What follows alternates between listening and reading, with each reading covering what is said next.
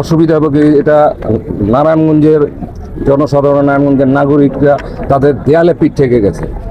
এইটা সবচেয়ে বড় এবং জরুরি মনে করে আমরা বিকেএমইএ এবং চেম্বার এবং আমাদের মডেল গ্রুপের পক্ষ আমরা একটা ত্রিপক্ষীয় একটা সমাধায় যাই এবং আমরা কিছু ভলেন্টিয়ারের আমরা ব্যবস্থা করে আজকে এসেছিলাম ডিসি মহোদয়ের সাথে আলাপ করে আনুষ্ঠানিকভাবে এই জিনিসগুলি ওনাদেরকে ভলেন্টিয়ারগুলি বুঝিয়ে দেওয়া।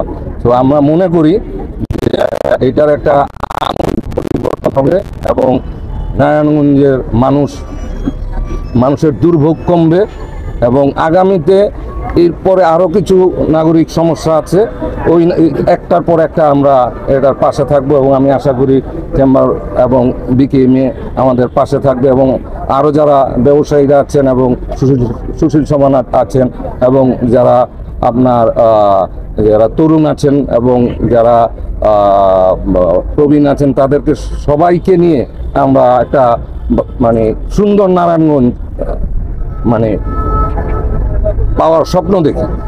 আপনারা কতজন ভলান্টিয়ার দিচ্ছেন এবং কতদিনের জন্য দিচ্ছেন?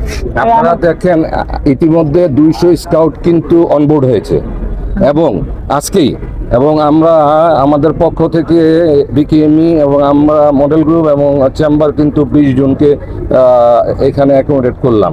আমরা ধীরে ধীরে আরো বাড়াবো। কতদিনের জন্য দিচ্ছেন? এটা একটা চলমান প্রক্রিয়া।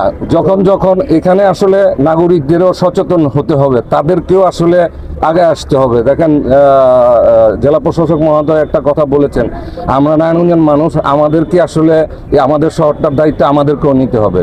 এখন উনি খাল থেকে আবর্জনা যে বর্জ্য প্রায় 2000 ট্রাক এই বর্জ্য উনি কিন্তু উঠিয়ে বক্তাবলিতে ডাম্পিং করেছেন, কিন্তু ইতিমধ্যেই এই 2 দিনের ভিতরেই দেখা যাচ্ছে অনেকেই তাদের ময়লা ডিরেক্টলি এই জায়গাটায় ফেলে যাচ্ছেন।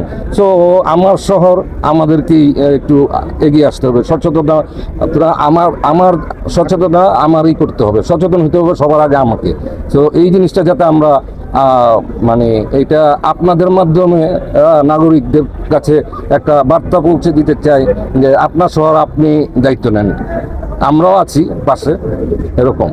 আর কেউ এখানে আজকে চেম্বার এবং মডেল গ্রুপের প্রতিনিধি দেখতে পাচ্ছি, কেউ আছেন এখানে?